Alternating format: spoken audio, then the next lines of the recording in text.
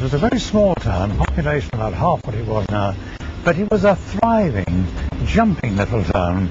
But gradually, the interest in things like this seemed to decline from being absolutely full of hire boats, rowing boats, motorboats, and also wildlife.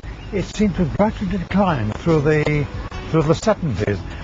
Very few visitors came, and the whole thing was really going into a really steep decline by the 1980s. We had this, well, we used to get floods anyway, regularly every year, but they weren't as bad as the one in, was it 98? 98, the Easter flood.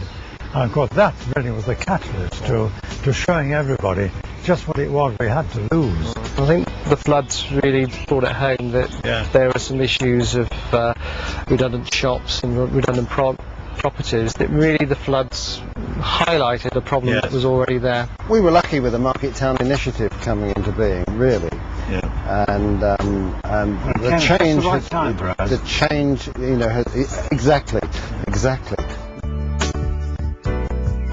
Well, this all started some 10 years ago with a group of people who got together and was looking at a need that had been expressed in Pershore for a theatre.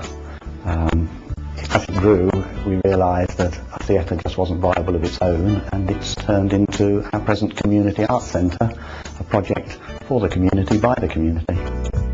We were in the right place at the right time for that. The good Lord sent the Market Town Partnership to us at a point of desperation when we as a project were about 7 years old.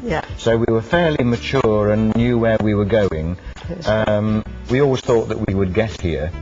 We didn't think perhaps it would be quite as lovely as it is, and we didn't know how long it was going to take. At that time the lottery was big money, and it seemed like you just rang up the Arts Council and said we'd like a couple of million, and then it just happened, and the cheque was in the post within a few months. But unfortunately it doesn't happen like that any longer.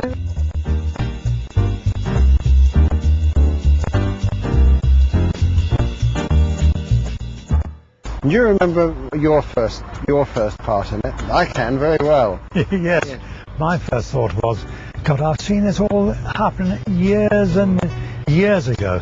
It happens, everybody gets enthusiastic, things, you think things are going to happen, and it ends up as a talking shop. That was 4 years ago, and you remember what this was like. This was a lay-by as we passed, wasn't it? It was a fly tip. You couldn't walk on the pavements because the weeds were overgrown. There was no real management there, was there? I can remember in those early days we did a town walkabout, as we called it, and I know we involved lots of local organisations, including civic society, councillors, local councils, other organisations, and the Chamber of Commerce, and we walked the town in separate little groups. I can remember you had a very strong message about the fact that I think a lot of the sites were being looked at, but they were all being looked at in isolation along the river. And I again, a message from that time back in 2000, which was really to say, don't look at all these sites in isolation, bring it together and have a much larger, wider vision for the riverside, and link one site with another. The first thing we did was we actually had a riverside strategy. We employed British Waterways, is a reputable organisation, obviously knew what they were talking about, to actually come up with a strategy which linked all those sorts of sites and those opportunities, footpaths, events, and it provided us with a nice little structure for a vision for looking forward. It was a bit of a confidence building exercise to start with, and it really worked very, very well. We didn't fail on anything at all, and that was important. What we said we were going to deliver, we did, and we achieved that really through jolly good teamwork and help with the partnership. One of the wonderful things to me is how it's changed the perception of the public in Evesham. All of a sudden they can see that things can be done, that they are happening, and all of a sudden people were coming out and saying, my God, look at that, look what they've done here, look what they've done there. Isn't that wonderful? And it is wonderful. Even brought in the railings that were taken out in 1940. Absolutely. Absolutely. And now you've got this continuous stretch from one bridge to the other. It looks really good. It looks classy, if I can put it that way.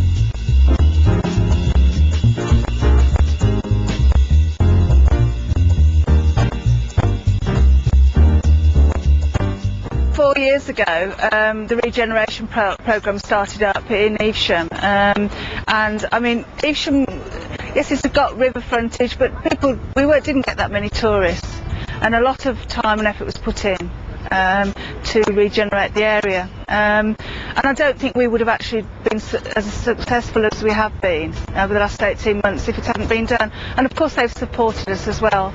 Across on the other side you can see there's new gardens, there's new lighting system in the park as well, and it really is very nice at night and quite romantic really, with the lighting and so on. Roughly 3 years ago the park was looking pretty sad, and so we wanted to start to improve it. So we started off preparing a management plan, because you need to know where you are and where you're going to go. Parks aren't generally the best funded of things in local authority, but once you could convince people to tie it in with the tourism and the regeneration of the area, then they started to realise the value of it.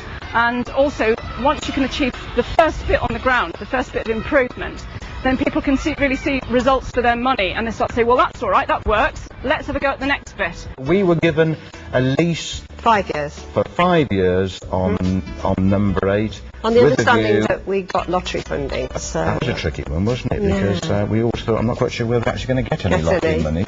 We decided to run a charity shop in this building. At the end of our 5 years, we'd raised nearly £600,000.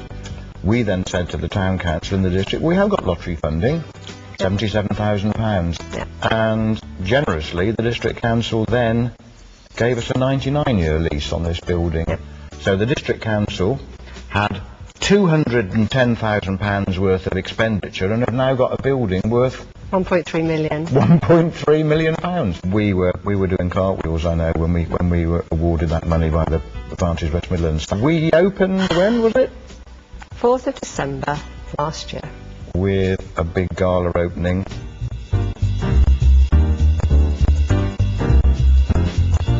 Our job was to regenerate the town for the basic economy of the town. Yeah. And just doing environmental improvements wasn't good enough. We had to really satisfy AWM that we could provide jobs, we could provide businesses, we could protect businesses, and I'm really delighted to say that we have achieved that. And when we go and have a walk around the town and we see Marks and Spencer's opening in the town, they wouldn't have come here 5 years ago, would they? It's lifted the place. I think that's probably one of the expressions. I'm a great fan of Evesham, as you can probably tell, and I get involved in all sorts of things and have done over the last few years. And basically, everybody that comes here, I never hear anybody say anything detrimental about it now. When we started out 10 years ago, we wanted to build an art centre, and that was our mission, but we had no idea, A, how beautiful it would be, or that we were going to be doing the range of things that we currently are doing.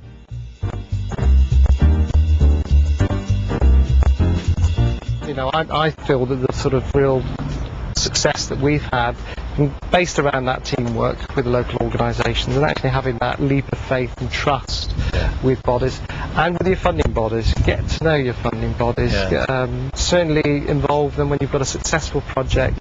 Involve them in the celebrations, because they're very much key to making it sort of all happen.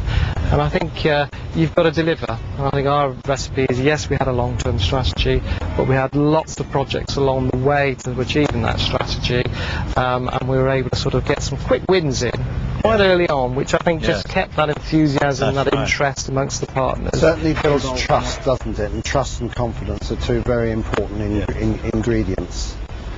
And if you've got a problem, don't hide it under a bushel. Do go to your funders, and this is AWM.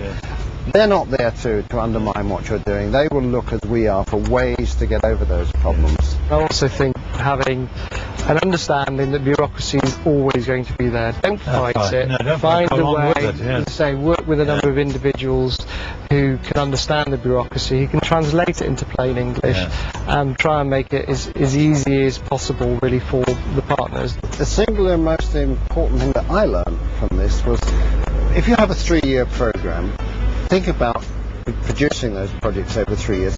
Don't try and do it all in 1 year. No. I mean, because you're just going to make a problem for yourself. That's right. If the slightest thing, and it can be anything, can hold up a project 3 months. When you've only got a year to deliver it, that's a long time. That's 25% of your time.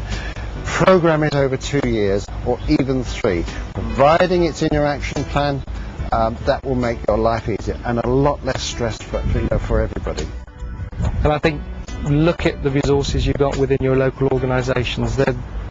There is funding within local organisations that's there that can be freed up, and there's a huge amount of volunteer time and support that can really help projects sort of move forward. And don't always look outwards and expect others to fund projects. If you're not willing to support them locally, why should we expect regional, national organisations to fund something? And don't forget your Section 106 funding. We've had, since we've been doing this, we've had some major developments along the riverside, and we have actually tapped into the planning game on that to help with what we're doing. I think we've got to a good position now, but we still have a long way to go to sort of really transform the town in the long term. There's a lot to build on.